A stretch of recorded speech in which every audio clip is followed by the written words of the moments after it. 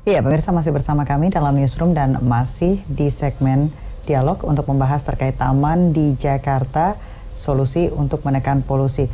Saya ke Pak Dahlan. Pak Dahlan, apakah efektif nantinya kalau DKI Jakarta membangun 200 taman kota sebagai ruang ketiga publik untuk menekan polusi ke depannya?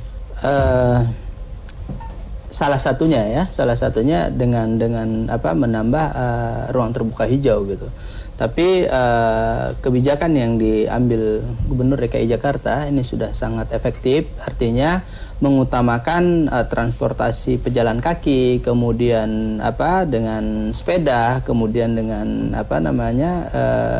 skuter elektrik gitu. Itu sangat mempengaruhi. Nah, kemudian kita tahu juga penyumbang terbesar polusi udara yang sangat besar itu adalah transportasi. Nah, maka sekarang kita harus beralih ke transportasi publik. Maka kita juga meminta pemerintah agar menyediakan kenyamanan, kemudian ketentraman dan keamanan itu untuk pengguna transportasi publik. Nah, di mana ketika semuanya nyaman dan terintegrasi, kemudian ini akan sangat mempengaruhi dengan habit atau kebiasaan masyarakat gitu kan, tidak membawa kendaraan sendiri gitu. Kalau di rumah misalnya ada 4-5 orang, tidak satu orang bawa kendaraan satu gitu. Nah, kemudian yang kedua, sebagaimana saya sering katakan bahwa sebaiknya itu masyarakat DKI Jakarta mengurangi aktivitas luar ruang. Jadi kalau misalnya di kantor ya di kantor, kalau bisa makan siangnya juga di kantor gitu kan. Jangan kemudian kita makan siang di luar, kemudian aktivitas banyak di luar, karena bagaimanapun pada kondisi udara yang tercemar dan polusi yang sangat tinggi itu sangat mempengaruhi daripada kesehatan masyarakat ketika dia beraktivitas di luar ruang. Baik, kalau Bu Deborah sendiri ini melihatnya bahwa kulit ini kan sempat disebutkan tadi perlu bernafas, terus lebih bisa harusnya mengurangi paparan sinar matahari. Nah, taman kota yang nantinya kemudian akan dibangun di pusat kota, apakah ini termasuk menjadi salah satu solusi begitu kalau dari dokter sendiri melihatnya? Otomatis karena dengan banyak sekali penghijauan yang akan ditanam 2 juta pohon ya, 500 pohon dan 1.500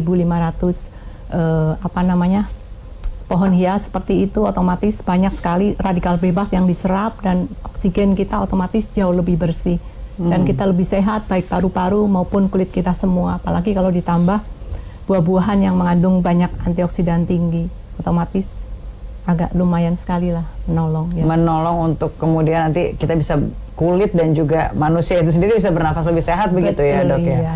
Baik, saya ke Pak Dahlan begitu. Pak, kalau melihat dari anggaran begitu, ini berbicara dari Pemprov DKI sendiri ini membangun kurang lebih 53 taman maju bersama pada tahun 2019 ini. Kemudian dari data yang kamu peroleh bahwa Taman TMB ini memiliki paradigma begitu kan yang berbeda dengan pembangunan taman-taman lainnya. Itu seperti apa sih Pak? Ya, itu kan di Teluk Jakarta ya, artinya di pesisir pantai DKI Jakarta. Nah, itu dengan sendirinya memang harus sudah dilakukan itu. Karena kan 2 tahun yang lalu kita tahu bahwa DKI Jakarta melakukan pengurukan besar-besarnya di Teluk Jakarta, dan kemudian sekarang memang harus perlu penataan kembali. Artinya dikembalikan lagi, direvitalisasi, bahwa fungsi-fungsi daripada pantai di Teluk Jakarta itu harus kembali asri gitu kan. Nah, kemudian untuk di pertengahan kota ya, untuk tengah-tengah kota ini sudah sangat efektif, sehingga ada ruang-ruang kendaraan pribadi itu dikurangin ya, artinya mengatasi kemacetan itu dengan mempersempit jalan-jalan ruang kendaraan pribadi. Kemudian diganti dengan tadi saya bilang moda transportasi umum, yang pertama adalah pejalan kaki, kemudian sepeda ya, kemudian skuter elektrik, kemudian nanti ada kendaraan listrik. Nah, itu yang diutamakan, dan memang tidak bisa dirasakan dalam jangka waktu yang pendek gitu kan. Mungkin kedepannya akan jauh lebih baik. Tapi di samping itu juga tidak menuntut kemungkinan ada das ya, daerah aliran sungai Ciliwung yang 13 aliran sungai yang ada di Teluk Jakarta ini juga difokuskan. Jadi tidak fokus ke ke taman dan trotoar saja, tapi juga diperhatikan di pinggiran penyangganya. Baik, Pak Dahlan, ini sebenarnya seperti apa sih cara begitu melakukan perhitungan atau inventarisasi sumber-sumber pencemaran udara yang ada di Jakarta selain tadi yang disebutkan begitu? Ya, indikatornya pertama kita lihat penyumbang polutan yang tertinggi itu adalah selain kendaraan bermotor, kemudian ada industri, kemudian ada pemukiman. Nah, sepertinya pemukiman ini tidak terkontrol, artinya dianggap tidak ada polusi gitu kan. Ternyata di beberapa pemukiman masyarakat masih cukup konvensional sekali untuk menggunakan energi gitu. Nah, ini sangat mempengaruhi. Contohnya? Ya, seperti ada home industri, kemudian ada rumah dibuat konveksi, rumah dibuat tempat usaha gitu kan. Padahal itu wilayah-wilayah pemukiman. Tapi karena memang masyarakatnya itu untuk empowerment atau pemberdayaan masyarakat, sehingga masyarakat menggunakan listrik berlebih, gas berlebih, kemudian energi berlebih. Nah, ini juga kan mempengaruhi polusi udara. Jadi memang sesuatu yang memang tidak diperhitungkan tadinya, tapi memang itu menjadi satu catatan menyumbang polusi di Jakarta begitu.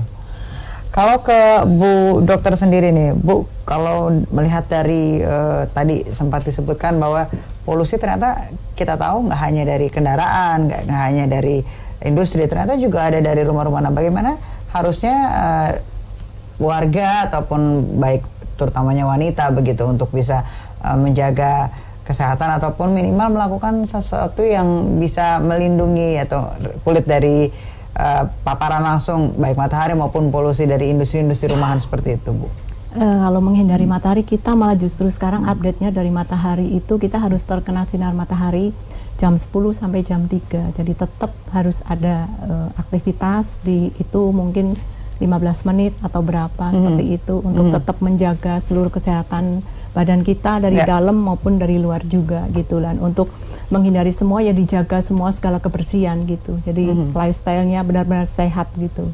Seperti apa sih, Bu? Maksudnya ketika harus benar-benar menjaga, apakah ada hal-hal yang harus rutin dilakukan nih untuk benar-benar menjaganya begitu, Bu? Iya, misalnya aja kayak sampah-sampah seperti itu. Kita harus membuang sampah pada tempatnya, jangan bercecar-cecar karena di situ kan banyak sekali bakteri, banyak sekali virus yang tanpa sadar nanti membuat imun kekebalan kita kalau pas lagi drop, kecapean atau apa, otomatis bisa kita sakit lah, kena flu lah, apa segala, daya tahan tubuh menurun dan semuanya gitu. Jadi itu sangat mengganggu, hal kecil yang memang harusnya diperhatikan. Betul, begitu ya. Betul sekali. Bu Dokter, Pak Dahlan, kami harus jeda sejenak. Pemirsa jangan kemana-mana, tetap bersama kami di Newsroom.